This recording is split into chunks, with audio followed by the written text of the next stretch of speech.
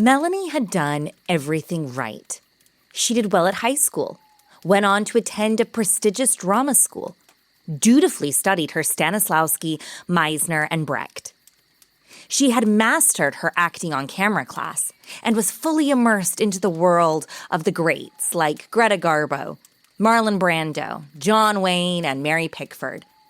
She idolized Meryl Streep and Morgan Freeman and fancied herself a bit of an Emma Stone type.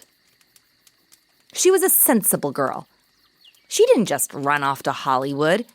She got an agent first, found a reasonable apartment, set up meetings. She was a professional, not just a pretty face with a hope and a dream. But after a year of no's, slammed doors, and failed bookings, Melanie found herself pounding the pavement, searching for a job. After a disappointing month of interviews, she finally landed a position at the Hollywood Roosevelt Hotel, working as a housekeeper. It was a far cry from her catching her big break, but at least it was on Hollywood Boulevard.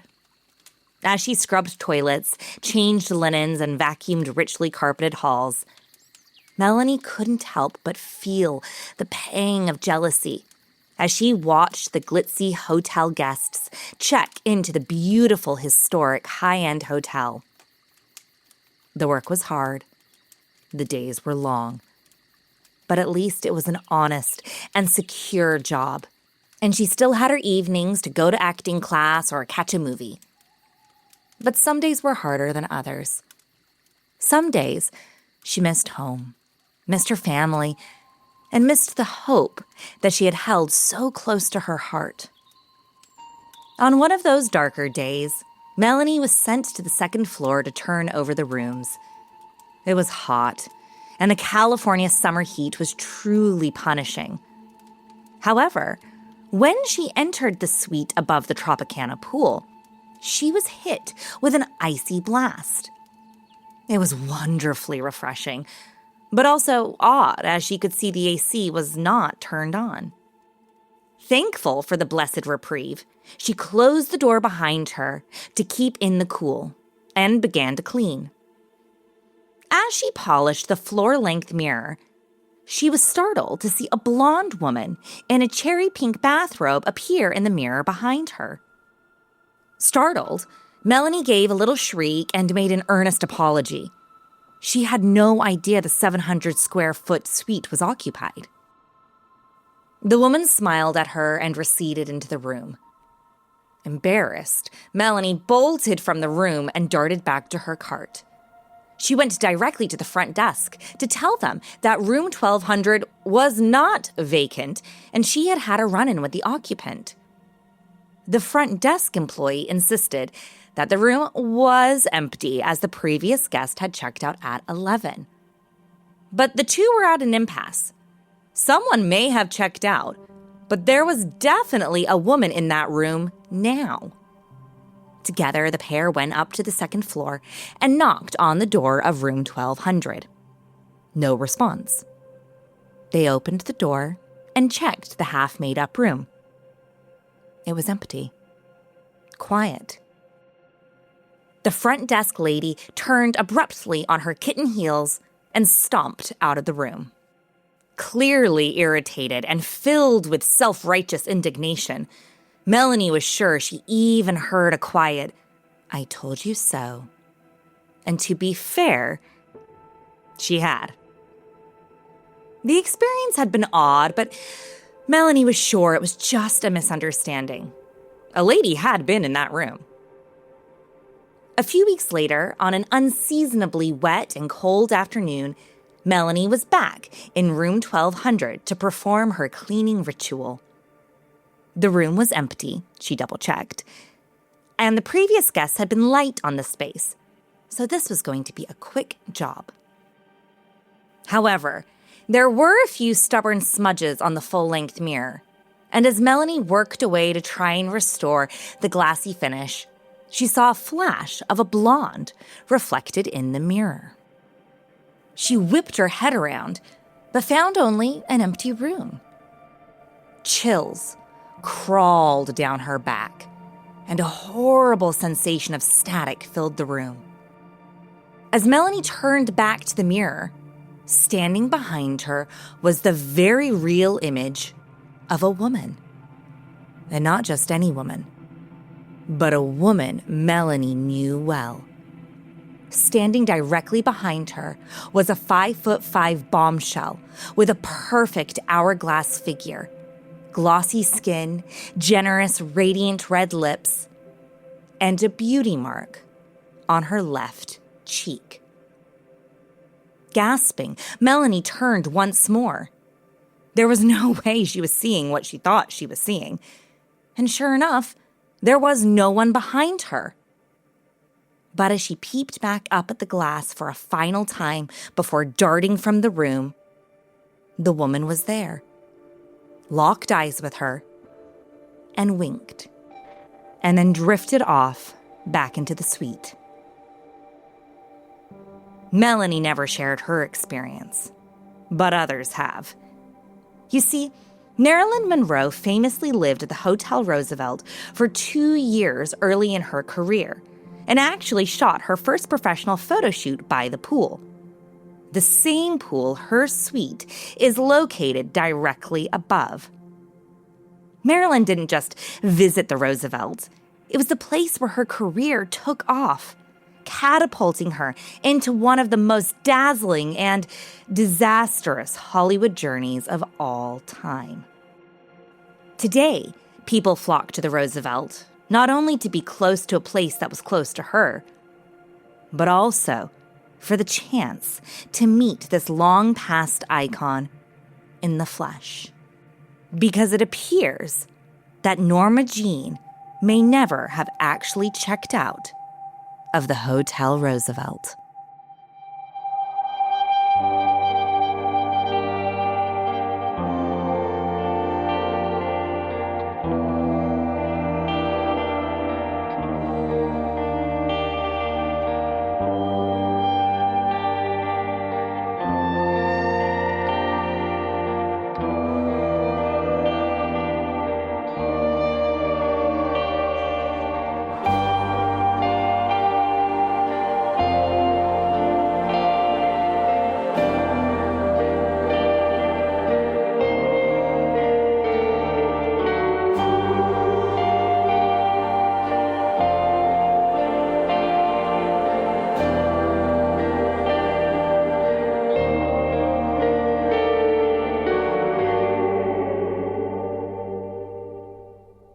Hey friends, it's Becca. For the past 5 years, the West London Witch team has been dedicated to bringing you the best supernatural stories at the highest studio quality. And by team, I mean me and my buddy Danny.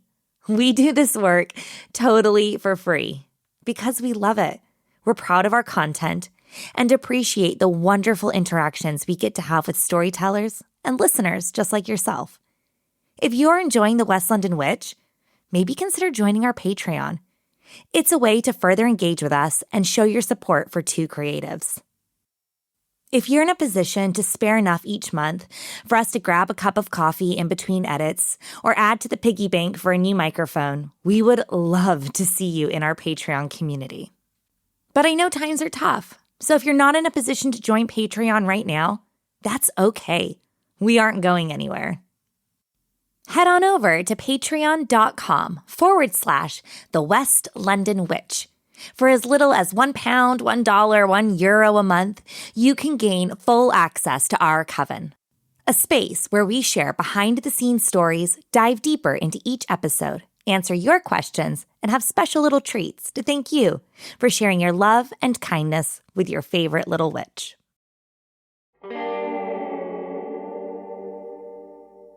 Hello and welcome to episode 109 of The West London Witch, a podcast where we share stories about those moments where we find ourselves very much not alone. Today, Patti Negri, the Good Witch of Hollywood, has come to share with us some of her favorite paranormal experiences.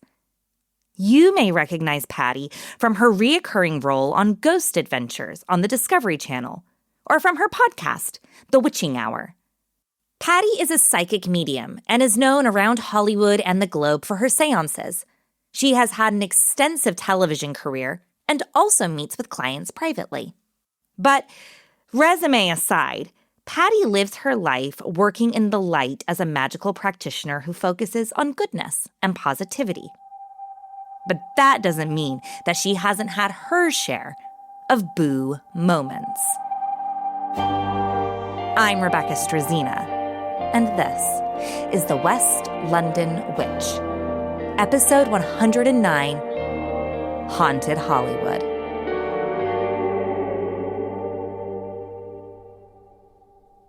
My best spooky story is my most amazing story, and it is completely true. Amazing, considering I travel the world, literally, going to spooky places all over the world, every country, and I'm sent to the most haunted, the most spooky. This is down the street from my house. Patti lives in the iconic Hollywood Hills, right underneath the H of the Hollywood sign.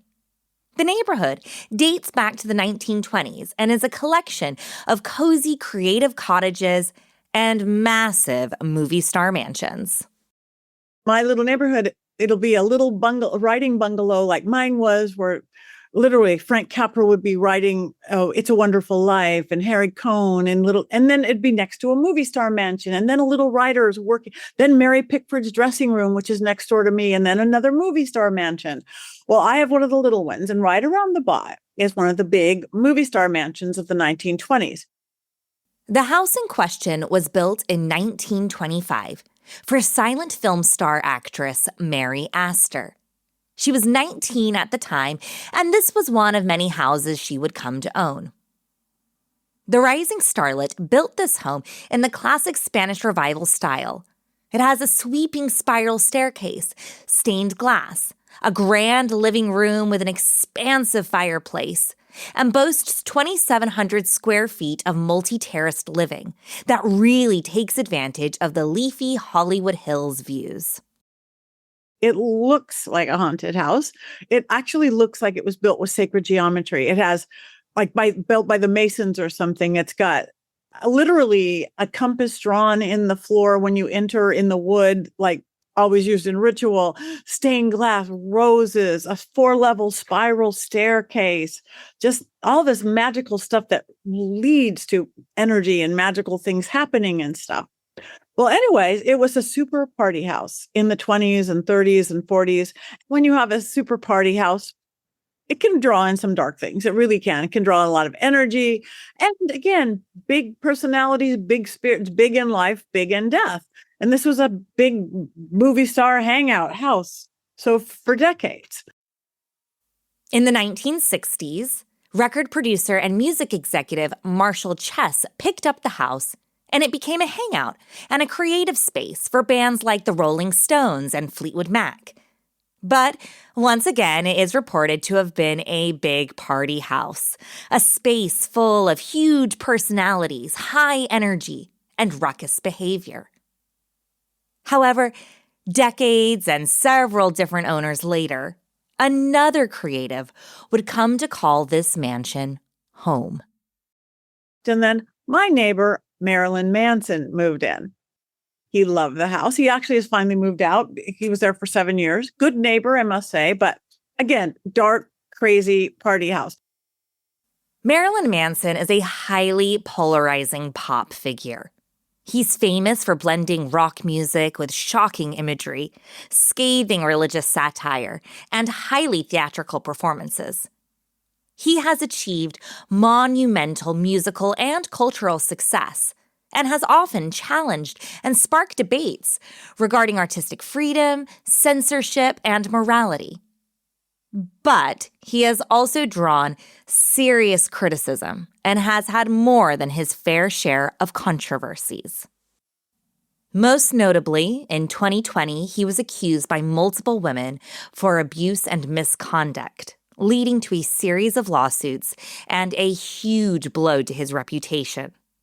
For his part, Manson has denied the allegations, and the court cases have produced mixed results, with some cases having been settled, some dropped, and some ongoing. But when it comes to the house, there is no doubt that it has seen its share of craziness under Marilyn's occupancy. It's in my neighborhood. A filmmaker contacted me, knowing my gift with seances and that I've known for my seances I've been doing since I was literally 7 years old, and asked me to do a seance at Marilyn's house, at this house. I'm like, sure. Around this table was very young people at the house, and young people have so much life force. That's why you get like poltergeist activity on, that's why it's the teens. It's once you get past puberty and you're not too far into your 20s, it's like, that's when stuff's going to happen. My whole table is filled with youth like that. So it was great and whatever. So my one rule in seances, though, not always when I'm on TV, because when I'm in Ghost Adventures or Portals to Hell or all my YouTubers like Elton and Sam and Colby, you work with the spirits that are there. And my regular ones, I'm like, we're not going to go with the dark stuff. But this was filming. Everybody knew what they were in for. We wanted the spirits of the house. And I did not give my one rule. My one rule is be skeptical, be this, be that, but you have to be respectful. This was a grave mistake. Anytime Patti has had a dangerous or unsavory experience with the paranormal, it's because she has not clearly set the parameters for behavior. And for whatever reason, this night she forgot to clearly set out the expectations with the group. And this one kid, just kind of a smart aleck, whether it was because he was being filmed and had 4 cameras or just who he was. So all of a sudden, stuff started really happening, like some of the most activity I have ever seen. First, he would say something really stupid, and the French doors would fly open, those old Hollywood French doors. Everybody screaming, cameras catching it, of course. And like the producer side of me is like, oh, wow, this is good. This is great for camera. This is all legit. I would never fake anything, never have, don't need to. But all of a sudden, and it's building, and he was being disrespectful. And then it happened again. French doors flew open.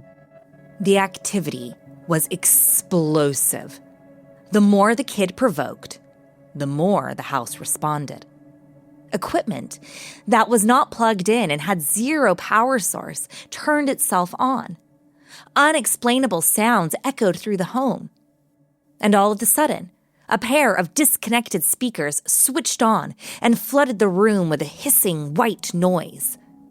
The seance attendees screamed and pointed in response, and the chaos in the room was really beginning to boil over.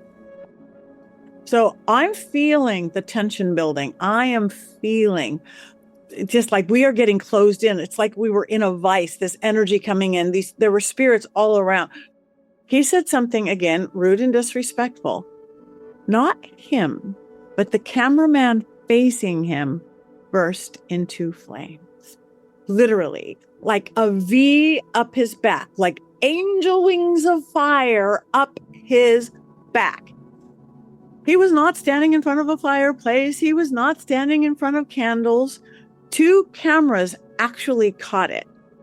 I am freaking out. Me, cool, medium witch Patti became medic Patti, of which I am. I am EMT. I'm an emergency medical tech. I'm certified. I'm cardio, because you have to be. So I go into protection mode and I'm like, drop and roll. This is not a drop and roll. And I'm calling in my wards and protectors to stop it. I have never stopped filming in my life, but I'm like, we're done. I'm shutting down the seance. Somebody could die. We could all die. This is not okay. A person bursting into flames. As Patti stared down at this man's scorched and blistered back, she knew she was done for the night. But the cameraman had a different idea. The cameraman who caught on fire, he had been a super skeptic. He was so intrigued by spontaneously combusting, like Spinal Tap. He's like, no, I'm okay. I have the burnt shirt came off him. I have a sweater I can put on. And I'm like, I don't know. I've shut the veil. I've closed this veil. But the kid who caused all the problems was no longer going to cause any problems. He was like cowering in the corner, like, okay, you're not going to talk anymore. The kid was not going to be a problem. Laurent had a sweater to put on. He was okay. I talked to the spirit, who, again, wasn't demonic. Everybody goes for demons. I think 95% of what people think are demons, no, just cranky ghosts. Cranky in life, crankier in death. That's it. He was big and theatrical, and they wanted to show this kid what he's doing and burst Laurent into flames. Reluctantly, Patti restarted the seance and discovered that this kid had been tormenting a larger-than-life, very dramatic spirit that had had enough of his antics, so had decided to give him a real show. But why set the cameraman alight? Why not do something to the kid himself? Well, Patti doesn't think that the spirit had any ill will towards the cameraman necessarily, but rather that because the cameraman was directly in front of the kid, the spirit was able to pull on him and his energy to send a message to the aggressor. If you're a spirit with the exact POV of the cameraman who was there, because he was the one closest to the kid staring right at him. The other cameras are right around the room.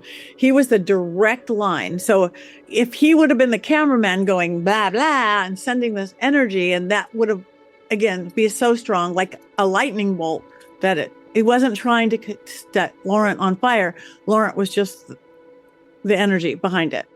So you think the spirit was using his energy to send that message? Right. But 3 weeks later, he goes, Patti, look at my back. First, he just sent me a picture where I had seen the blistering on a back where you have to go to the doctors. Literally looked like he had went and got a tattoo of a dragon on his back. Open mouth, sharp teeth, winged head, winged into the shape of a serpent on the bottom. And that is the exact energy I called in to shut down the seance. I work dragon energy. I have dragons on my desk, dragons on this. Dragons are crossroads beasts. Dragons can fly from heaven to earth. They live at that crossroads. They're powerful. I am looking at this like scarred dragon on his back going, oh my God, you have a tramp stamp of a dragon on your back. That is the coolest thing I had ever seen.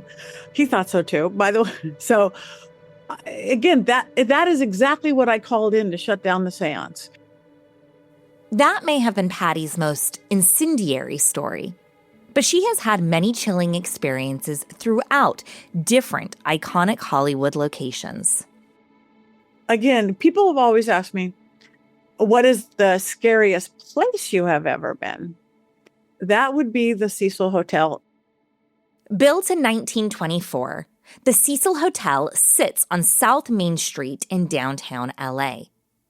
This 700-room Beaux Art-style hotel was built with the intention of serving international businessmen, social elites, and Hollywood royalty, but sadly fell victim to the Great Depression. And so did the neighborhood surrounding it. Now located in the middle of Skid Row, the Cecil Hotel is often known as Hotel Death. There have been countless murders, suicides, natural deaths, and mysterious high-profile cases connected to the property. Serial killer Richard Ramirez, the Night Stalker, lived on the hotel's top floor while he ran rampant on the streets of LA, killing indiscriminately. And most recently, in 2013, the curious case of Elisa Lam set the internet into a total frenzy after she mysteriously vanished from the hotel after bizarre CCTV footage showed the 21-year-old Canadian pressing multiple elevator floor buttons and stepping in and out of the elevator with strange and unusual hand gestures and body language.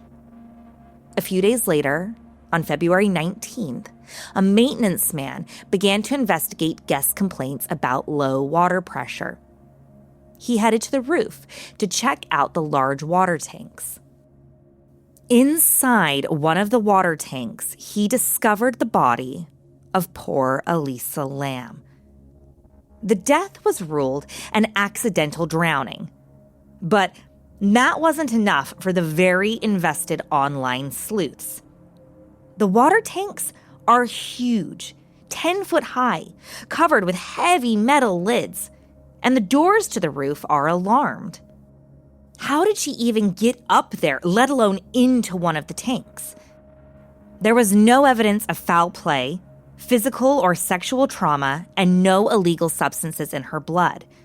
However, Elisa was diagnosed with bipolar disorder, and the toxicology tests only found trace amounts of her medication in her system. In a deposition, Detective Wallace Tennell stated that he believed Elisa had stopped taking her meds, and that in that state, she made her way up onto the roof and into the water tank.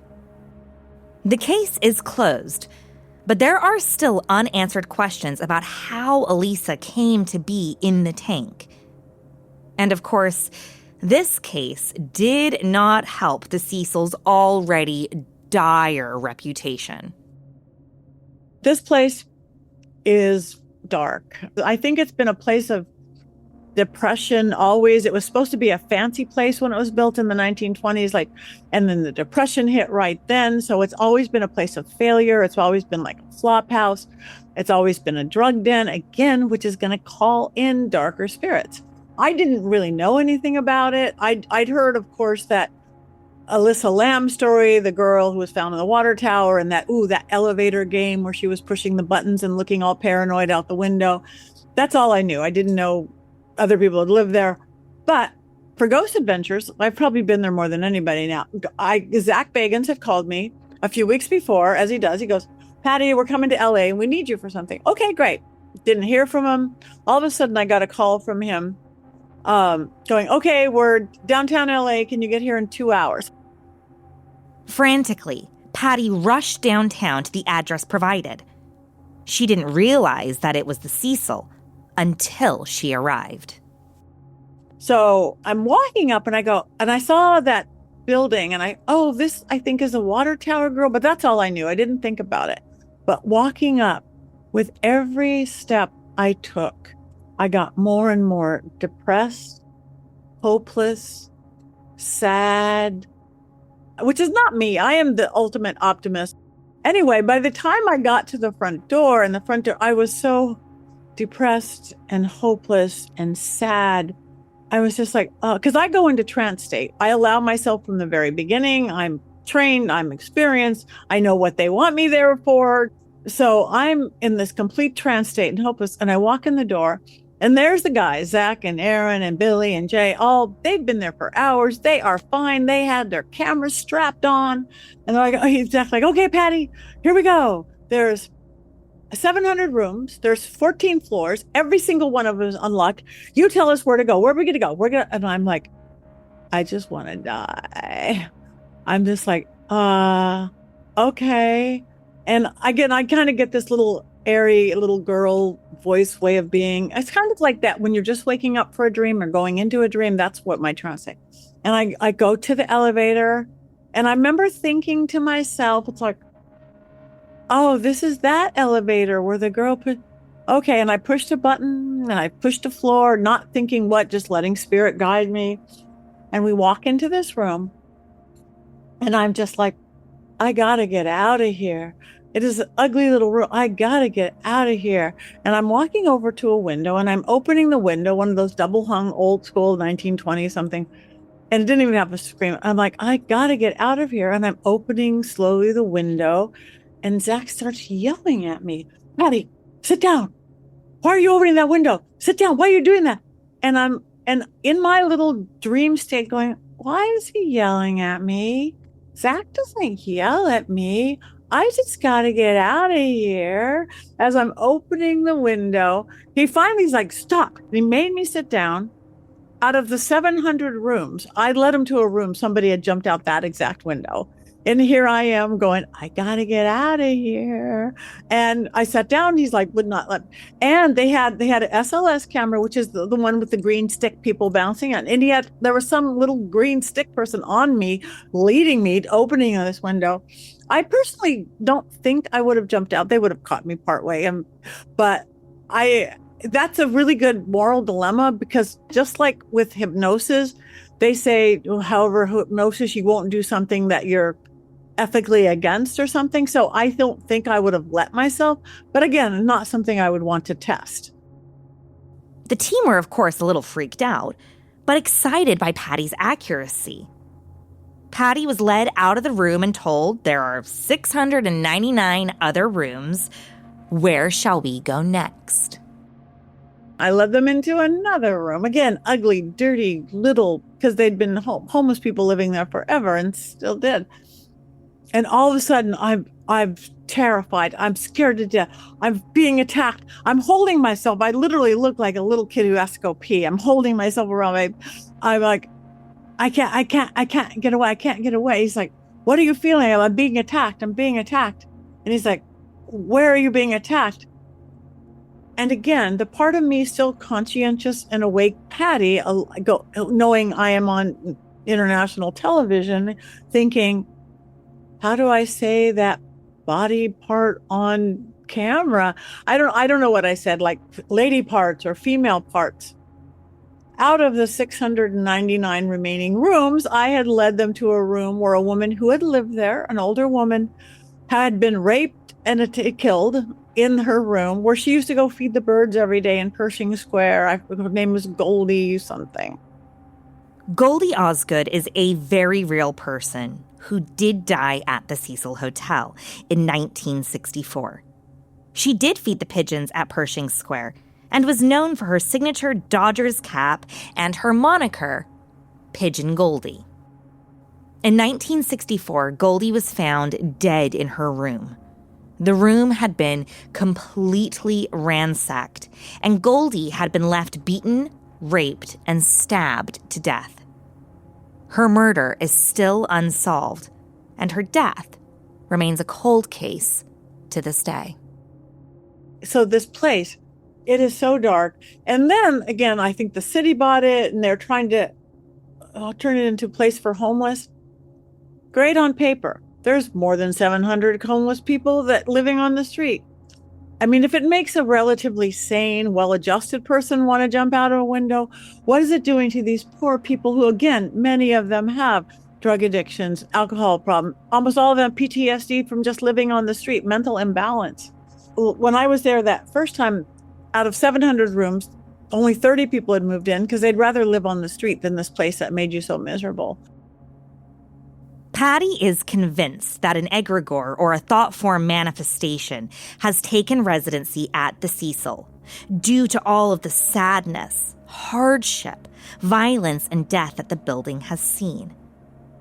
And whether or not you believe in ghosts, the Cecil Hotel has a horribly dark and tragic history, and a very uncertain future as well. But that is of all the places around the world, castles in Europe, Romania, France, England, Greece, downtown LA, a building from like 1920 something. It's the scariest place I've ever been. Patti has traversed the globe, traveling from one haunted location to the next. But it's no surprise that her most unforgettable paranormal experiences have happened right at home in Los Angeles.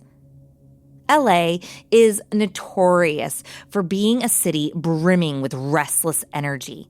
From tales of Marilyn Monroe haunting the Hotel Roosevelt, to Boris Karloff wandering the halls of the Chateau Marmont, the city has been both home and final resting place for countless celebrities.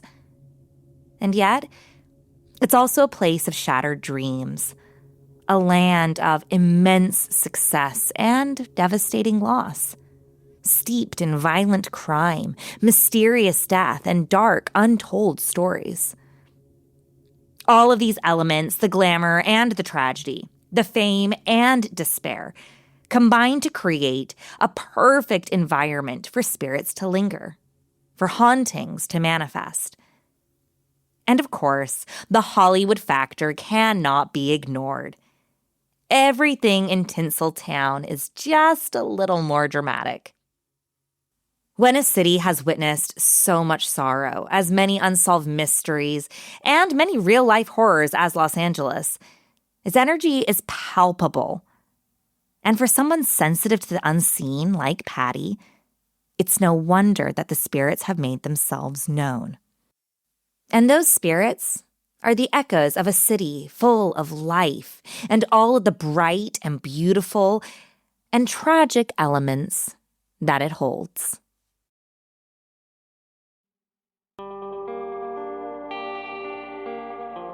Do you have a spooky story you'd like to share? I'd love to hear it. Drop me an email at thewestlondonwitch@gmail.com or find us on Instagram and Facebook at The West London Witch. If you enjoyed today's episode, don't forget to subscribe, rate, and review. And come and follow us for additional content on Instagram and Facebook.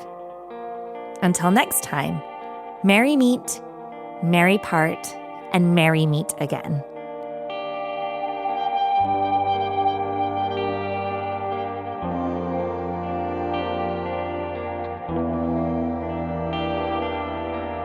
The West London Witch is created by me, Rebecca Strazina. Our sound designer and production magician is the incredible Danny Cross. Our theme music was bespokely written and performed by the wickedly talented Kyle Hall. Our cover art is the beautiful collaboration between Lizzie Wilson and Jake Bowser. Special thanks to Miss Sinead Bowers, our quality control and biggest cheerleader. And thank you to you, all of our listeners all over the world. These are your stories. Thank you for sharing them with us.